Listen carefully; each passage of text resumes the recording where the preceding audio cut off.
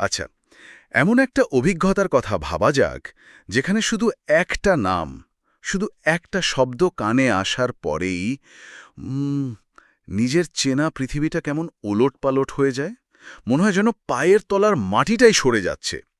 আজ আমরা ঠিক এমনই একটা একটা মানসিক ভূমিকম্পের গভীরে যাব। মধ্যযুগের কবি চণ্ডীদাসের লেখা বিখ্যাত বৈষ্ণব পদ সই কে বা শুনাইল শ্যাম নাম ধরে। আমাদের হাতে থাকা উপাদানটি এই পদের একটি অসাধারণ বিশ্লেষণ, যা আমাদের সাহায্য করবে এর প্রতিটি শব্দের ভেতরের আবেগ, দর্শন আর মনস্তাত্ত্বিক জটিলতা বুঝতে। ঠিক তাই। আজকের এই আলোচনার লক্ষ্যটা কিন্তু শুধু কবিতার লাইন বাই লাইন অর্থ বোঝা নয়, বরং আমরা একটা অনুভূতির জগতে ডুব দেব, যাকে বৈষ্ণব শাস্ত্রে বলা হয় পূর্বরাগ, মানে ভালোবাসার সেই প্রথম পর্যায়, যা কোনো দেখা সাক্ষাতের আগেই শুরু হয়ে যায়। আমরা দেখব কিভাবে শুধুমাত্র একটি নাম শোনার অভিজ্ঞতা থেকে রাধার মনে প্রেম, তীব্র আকুলতা আর এক ভয়ঙ্কর অন্তর্দ্বন্দ্বের জন্ম হচ্ছে। উপাদানটি আমাদের এই যাত্রায় একটা ম্যাপের মতো কাজ করবে আর কি। তাহলে চলুন শুরু করা যাক। পদের প্রথম লাইন দুটোই তো একটা বিস্ফোরণের মতো। সই কেবা শুনাইল শ্যাম নাম, কানের ভিতর দিয়া মরমে পশিল গো, আকুল করিল মোর প্রাণ। কি সাংঘাতিক একটা শুরু! এখানে কাউকে দেখা হয়নি, তার কণ্ঠস্বর শোনা হয়নি, কিচ্ছু না। শুধু একটা নাম। শুধু একটা নাম, আর তাতেই ভেতরটা তোলপাড়। শব্দটা যেন স্রেফ কানে থাকেনি, একেবারে অস্তিত্বের গভীরে গিয়ে আঘাত করেছে। এইখানেই ব্যাপারটার আসল মজা। এই যে বললেন অস্তিত্বের গভীরে আঘাত, এটাই আসল কথা। বৈষ্ণব দর্শন অনুযায়ী এটা কোনো সাধারণ ঘটনা নয়, এটা একটা নির্দিষ্ট মনস্তাত্ত্বিক অবস্থা। একে বলা হয় শ্রবণজাত পূর্ব রাগ, মানে শুনে প্রেমে পড়া। রূপ গোস্বামীর বিখ্যাত গ্রন্থ উজ্জ্বল নীলমণিতে এর বিস্তারিত বর্ণনা আছে। সেখানে বলা হচ্ছে, নায়ক বা নায়িকার সঙ্গে মিলনের আগেই তাদের রূপ দেখে, ছবি দেখে, স্বপ্ন দেখে বা তাদের সম্পর্কে কিছু শুনে যে প্রেম জন্মায়, সেটাই পূর্বরাগ। তার মানে এই অনুভূতিটাকে তখনকার দিনে রীতিমতো চিহ্নিত করা হয়েছিল। এর একটা নাম ছিল, একটা সংজ্ঞা ছিল। এটা শুধু কবির কল্পনা নয়। একদমই তাই। এটা একটা স্বীকৃত অবস্থা। আর চণ্ডীদাস এখানে যা করছেন তা হল সেই অবস্থার একটা জীবন্ত ছবি আঁকা। খেয়াল করুন, তিনি বলছেন না নামটি আমার ভালো লাগল, তিনি বলছেন নামটি কানের ভেতর দিয়া মরমে পশিল গো। মরম মানে তো মর্মস্থল, দ্য কোর, দ্য সোল। অর্থাৎ নামটা একটা শব্দের মতো নয়, যেন একটা একটা ধারালো অস্ত্রের মতো কানের সুরক্ষা ভেদ করে সোজা আত্মায় গিয়ে বিঁধেছে। এটা একটা প্রায় শারীরিক অভিজ্ঞতা। তাই পরের অংশেই আসছে আকুল করিল মোর প্রাণ।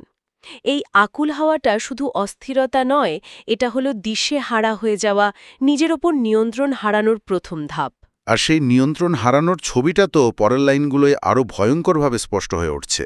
রাধা বলছেন, না জানি কতেক মধু শ্যাম নামে আছে গো, বদনে ছাড়িতে নাহি পারে, জপিতে জপিতে নাম অবশ করিল গো। আমার এটা পড়ে মনে হচ্ছিল যেন কোনো সুর বা গান মাথায় আটকে গেলে যেমন হয় ওরকম কিছু, কিন্তু এটা তার থেকে অনেক বেশি তীব্র। তিনি বলছেন নামটা মুখ থেকে ছাড়তেই পারছেন না। হ্যাঁ, আপনার তুলনাটা বেশ মজার, কিন্তু যেমনটা বললেন, এর তীব্রতা অনেক গুণ বেশি। এটা শুধু মাথায় আটকে যাওয়া নয়, এটা শরীরকে অসাড় করে দিচ্ছে। অবশ শব্দটা এখানে খুব গুরুত্বপূর্ণ। এর মানে হল এক ধরনের paralysis, a loss of sensation and control. Radha নিজের ইচ্ছার বিরুদ্ধে একটা মন্ত্রের মতো নামটা জপ করে চলেছেন, আর সেই জপই তার শরীরকে, তার চেতনাকে অসাড় করে দিচ্ছে। মানে যে নামটা মধুর মতো লাগছে, সেই নামই আবার বিষের মতো শরীরকে নিষ্ক্রিয় করে দিচ্ছে। কি অদ্ভুত একটা প্যারাডক্স! ঠিক তাই। একদিকে তীব্র আকর্ষণ, অন্যদিকে সেই আকর্ষণই তাকে ভেতর থেকে মানে শেষ করে দিচ্ছে। নিজের শরীরের ওপর, নিজের ইচ্ছার ওপর কোনো নিয়ন্ত্রণই থাকছে না, নামটাই যেন তাকে চালাচ্ছে। এই অবস্থাকেই বলা যায় এক ধরনের বিহ্বলতা বা আত্মবিস্মৃতি। তিনি কে, কি তার পরিচয়, কি করা উচিত, সব গুলিয়ে যাচ্ছে। আর এই অবস্থা থেকে তিনি বেরোতে চাইছেন। পরের লাইনে তো সেই অসহায় আরতিটা ফুটে উঠছে, পাসরিতে করি মনে পাসরানা যায়গো। মানে আমি ভুলতে চাইছি, মনকে বোঝাচ্ছি যে এটা ভোলা দরকার, কিন্তু পারছি না। এই লাইনটা আমার মতে পুরো পদের অন্যতম শক্তিশালী জায়গা। এখানে রাধার ভেতরের লড়াইটা স্পষ্ট দেখা যাচ্ছে। তার যুক্তিবাদী মন বলছে এই আবেশ থেকে বেরোতে, কিন্তু তার হৃদয় বা সত্তা সেটা পুরোপুরি ওই নামের দখলে। তার ইচ্ছাশক্তি এখানে নামের শক্তির কাছে হেরে যাচ্ছে। হ্যাঁ, এখানেই পূর্বরাগের যন্ত্রণাদায়ক দিকটা প্রকাশ পাচ্ছে। এটা শুধু বসন্তের হাওয়ার মতো মিষ্টি অনুভূতি নয়, এর মধ্যে একটা সর্বগ্রাসী দহনকারী আগুনও আছে। রাধা একটা ফাঁদে পড়ে গেছেন যেখান থেকে বেরোনোর পথ তার জানা নেই। আর এই অসহায় অবস্থা থেকেই তার মন আরেকটা ভয়ঙ্কর কল্পনার দিকে ঝাঁপ দেয়। ঠিক এখানেই তো পথটা একটা নতুন মোড় নেয়। শ্রবণ থেকে ভাবনার জগৎটা এক লাফে চলে যায় স্পর্শের জগতে। রাধা ভাবছেন, নাম পরতাপে যার ওই ছন করিল গো, অঙ্গের পরশে কি বা হয়। মানে, শুধু নাম শুনেই যদি আমার এই দশা হয়, তাহলে ওই মানুষটাকে ছুলে বা তার ছোঁয়া পেলে কি হবে? আমার তো মাথা ঘুরে গিয়েছিল এই লাইনটা পড়ে। কি প্রচণ্ড একটা মানসিক উল্লম্ফন, অসাধারণ পর্যবেক্ষণ। এটা সত্যি একটা বিশাল উল্লম্ফন। এখানে বিমূর্ত অভিজ্ঞতা, মানে নাম শোনা, সেখান থেকে একেবারে মূর্ত এবং শারীরিক অভিজ্ঞতার, অর্থাৎ স্পর্শের আকাঙ্ক্ষা তৈরি হচ্ছে। আর এই আকাঙ্ক্ষাটাই তাকে তার সামাজিক অবস্থান সম্পর্কে সচেতন করে তুলছে। কারণ স্পর্শের ভাবনা আসা মানেই সামাজিক অনুশাসনের কথা মনে পড়া। আর ঠিক পরের লাইনেই তিনি সেই আতঙ্কের কথা বলছেন। হ্যাঁ, বলছেন, যেখানে বসতি তার নয়নে দেখিয়া গো যুবতী ধর্ম কইসে রয়। এই যুবতী ধর্ম শব্দটা আজকের দিনে দাঁড়িয়ে বুঝতে একটু ভাবতে হয়। এর মানেটা ঠিক কি? শুধু নারী হিসেবে তার কর্তব্য, নাকি আরও গভীর কিছু? এটা খুবই গুরুত্বপূর্ণ প্রশ্ন। যুবতী ধর্ম বা কুল ধর্ম, এই ধারণাগুলো তখনকার সমাজের একেবারে কেন্দ্রে ছিল। এর মানে শুধু একজন নারীর কর্তব্য নয়, এর সঙ্গে জড়িয়েছিল বংশের সম্মান, সামাজিক প্রতিষ্ঠা, পরিবারের মুখরক্ষা, এই সব কিছুই। বিশেষ করে একজন বিবাহিতা নারীর কাছে। প্রসঙ্গত রাধা তো বিবাহিতা, কুল ধর্ম ছিল তার পরিচয়ের সবচেয়ে বড় অংশ। তাকে সমাজের বেঁধে দেওয়া গণ্ডির মধ্যে থেকেই বাঁচতে হতো। মানে একদিকে তার ভেতরে জেগে উঠছে এক বাঁধন ছাড়া তীব্র ব্যক্তিগত প্রেম, যা সব নিয়ম ভেঙে দিতে চায়। আর অন্যদিকে রয়েছে সমাজের চাপ, পরিবারের সম্মান, নিজের কুলবতী নারী হিসেবে পরিচয় রক্ষার দায়। একটা অসম্ভব দ্বন্দ্ব। ঠিক তাই। আর রাধা বুঝতে পারছেন, এই দুয়ের মধ্যে কোনো ভারসাম্য রাখা সম্ভব নয়। তিনি জানেন, কৃষ্ণকে যদি তিনি একবার চোখে দেখেন, তাহলে তার সমস্ত সংযম, সমস্ত সামাজিক বাঁধন খড়কুটোর মতো ভেসে যাবে। তার প্রেম এতটাই অপ্রতিরোধ্য যে তা কুল বা বংশ মর্যাদাকে ধ্বংস করে দেবে। এই ভয়ঙ্কর উপলব্ধি যে প্রেম তাকে জীবন দিচ্ছে, সেই প্রেমই তার সামাজিক অস্তিত্বকে মুছে দেবে, এই টানাপোড়েনটাই রাধার চরিত্রকে এত জীবন্ত আর প্রাসঙ্গিক করে তুলেছে। এরপর তো কবি চণ্ডীদাস একটা দারুণ কাজ করছেন। তিনি আর রাধার মুখ দিয়ে কথা বলাচ্ছেন না, বা রাধার সখীর মুখ দিয়েও নয়। তিনি নিজেই যেন মঞ্চে চলে আসছেন একজন ভাষ্যকারের মতো। একেবারে শেষ দুলাইনে তিনি নিজের রায় দিচ্ছেন। কহে দ্বিজ চণ্ডীদাসে কুলবতী কুল নাশে আপনার যৌবন চাচায়। আমি যখন প্রথম এটা পড়ি, আমার মনে হয়েছিল কবি কি এখানে রাধাকে একটু ভর্ৎসনা করছেন। বলছেন যে দেখো, কুলবতী মেয়েরা এভাবেই নিজেদের কুল নষ্ট করে। এটা কি একটা নৈতিক রায়? এটা একটা খুব সাধারণ এবং স্বাভাবিক প্রতিক্রিয়া। লাইনগুলো পড়লে মনে হতেই পারে যে এটা একটা নৈতিক অবক্ষয়ের বর্ণনা। কিন্তু বৈষ্ণব দর্শনের নিরিখে দেখলে এর অর্থটা পুরোপুরি পাল্টে যায়। এখানে কবি আসলে ভর্ৎসনা করছেন না, তিনি এই প্রেমের অপ্রতিরোধ্য শক্তির জয়গান গাইছেন। এটা একটা নির্মোহ এবং প্রায় বৈজ্ঞানিক পর্যবেক্ষণ। তার মানে এটা কোনো অভিযোগ নয়, বরং একটা ঘোষণা। একদম। চণ্ডীদাস এখানে বলছেন যে এই বিশেষ ধরনের প্রেম, এই শ্যাম নামের শক্তি এতটাই অপ্রাকৃত এবং তীব্র যে এর সামনে কুল ধর্মের মতো সামাজিক নির্মাণ টিকতেই পারে না। কুলবতী কুলনাশে, এটা একটা কার্যকারণ সম্পর্কের মতো। যদি এই প্রেম আসে তাহলে কুল নাশ হবেই, এটা অনিবার্য। আর আপনার যৌবন যাচায়, এর মানে হলো এই প্রেমের কাছে নারী তার যৌবনকে স্বেচ্ছায় সজ্ঞানে নিবেদন করেন। এটা কোনো দুর্ঘটনা নয়, এটা একটা কনশিয়াস সারেন্ডার। তাহলে সামাজিকতার ওপর প্রেমের জয় দেখানো হচ্ছে। হ্যাঁ, তবে এটা শুধু সাধারণ পার্থিব প্রেমের কথা নয়। এখানেই চৈতন্য পরবর্তী যুগের প্রভাবটা স্পষ্ট।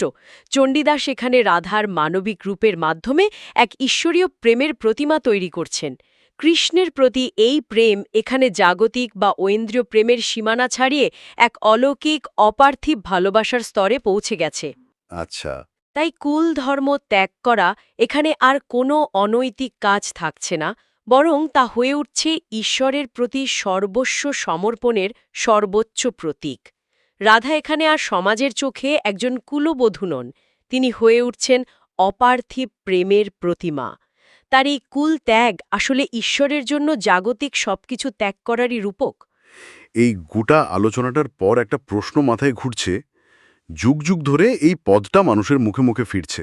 কীর্তনের আসর থেকে আধুনিক শিল্পীদের গান, সব জায়গায় এর উপস্থিতি। এর শিল্পমূল্য বা কাব্য সৌন্দর্যটা ঠিক কোথায়? কেন ৫০০ বছর পরেও এটা আমাদের এভাবে নাড়িয়ে দিয়ে যায়? এর বেশ কয়েকটা কারণ আছে। প্রথম এবং প্রধান কারণ হল চণ্ডীদাসের ভাষা। ভাবুন একবার, কি ভীষণ সরল, আটপোড়ে, সাধারণ মানুষের মুখের ভাষা ব্যবহার করে তিনি এমন এক গভীর এবং জটিল অনুভূতিকে প্রকাশ করেছেন।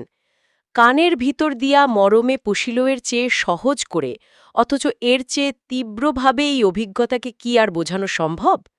কোনো পাণ্ডিত্য নেই, কোনো কঠিন শব্দের কারিকারি নেই, আছে শুধু সরাসরি হৃদয়ে গিয়ে আঘাত করার ক্ষমতা। ঠিক, ভাষাটা এতটাই স্বচ্ছ যে মনে হয় যেন এর কোনো অস্তিত্বই নেই, শুধু অনুভূতিটাই সরাসরি আমাদের কাছে পৌঁছে যাচ্ছে। ঠিক তাই। দ্বিতীয়ত, এই পদে ভাষা, ভাব, ছন্দ আর অলঙ্কারের একটা জাদুকরী মেলবন্ধন ঘটেছে। পদের যে দুলুনি, যে ছন্দ, তা যেন রাধার হৃদয়ের দুলুনির সঙ্গেই মিলেমিশে একাকার হয়ে গেছে। তার আকুলতা, বিহলতা, দ্বন্দ্ব সবই যেন ছন্দের দোলায় আর শব্দের ঝঙ্কারে জীবন্ত হয়ে উঠেছে। আর তৃতীয়ত, চণ্ডীরা সেখানে রাধার যে রসপূর্ণ মূর্তি নির্মাণ করেছেন, মানে এস্থেটিক সেন্টিমেন্টে পরিপূর্ণ একটা চরিত্র, তা এক কথায় অনবদ্য। তিনি শুধু একজন প্রেমে পড়া নারী নন, তিনি প্রেম নামক অনুভূতিরই এক জীবন্ত বিগ্রহ। এই সব মিলিয়েই পদটি পূর্বরাগ পর্যায়ের তো বটেই, গোটা বৈষ্ণব পদাবলীরই অন্যতম শ্রেষ্ঠ সম্পদ হিসেবে গণ্য হয়।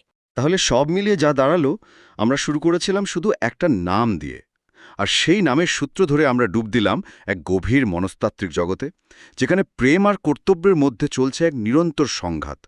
আর শেষে গিয়ে দেখলাম কিভাবে সেই তীব্র পার্থিব ভালোবাসা এক অপার্থিব বা আধ্যাত্মিক স্তরে পৌঁছে যাচ্ছে, যেখানে সামাজিক নিয়মকানুনের আর কোনো মূল্যই থাকে না। আর সবচেয়ে আকর্ষণীয় বিষয় হল, এই গোটা যাত্রার উৎস কি? কোনো বাস্তব অভিজ্ঞতা নয়, কোনো কথোপকথন নয়, এমনকি চাক্ষুষ দর্শনও নয়। উৎস হল একটি মাত্র ইন্দ্রিয়গ্রাহ্য অভিজ্ঞতা, শুধু নাম শোনা। এটা আমাদের দেখায় যে ভালোবাসা কতটা বিমূর্ত হতে পারে, কতটা ধারণা নির্ভর হতে পারে। ভালোবাসা জন্মানোর জন্য সব সময় চাক্ষুষ দেখার প্রয়োজন হয় না। শোনার মাধ্যমে যে প্রেম জন্মায়, তা অনেক ক্ষেত্রে আরও বেশি সর্বগ্রাসী আর গভীর হতে পারে। তাই এই পদটি শুধু একটি প্রেমের কবিতা নয়, এটি একটি আধ্যাত্মিক এবং মানসিক রূপান্তরের নিখুঁত প্রতিচ্ছবি। জানেন, এই পুরো আলোচনাটা শুনতে শুনতে আমার মাথায় একটা অন্যরকম ভাবনা আসছে। এই পদ্মা তো আমাদের দেখাচ্ছে কোনো বাস্তব অভিজ্ঞতার আগেই শুধুমাত্র একটা নাম বা ধারণা থেকে মনে কতটা গভীর অনুভূতি তৈরি হতে পারে। বেশ আগ্রহ জাগানোর মতো ভাবনা। কিরকম? আমি ভাবছিলাম আমাদের আজকের ডিজিটাল পৃথিবীর কথা, যেখানে আমরা প্রায়শই মানুষের সঙ্গে পরিচিত হওয়ার আগে তাদের অনলাইন প্রোফাইল দেখি, তাদের লেখা পড়ি, তাদের ছবি বা ভিডিওর মাধ্যমে তাদের সম্পর্কে একটা ধারণা তৈরি করে নিই। আমরা কি আসলে এক ধরনের আধুনিক পূর্বরাগের অভিজ্ঞতার মধ্যে দিয়ে যাচ্ছি না? কোনো মানুষের সঙ্গে সরাসরি এক কাপ চা খাওয়ার আগে তার ডিজিটাল অস্তিত্বের প্রেমে পড়ার ঘটনা কি আমাদের চারপাশে অহরহ ঘটছে না? এই পথটা যেন সেই শাশ্বত অনুভূতিরই এক মধ্যযুগীয় কিন্তু চিরন্তন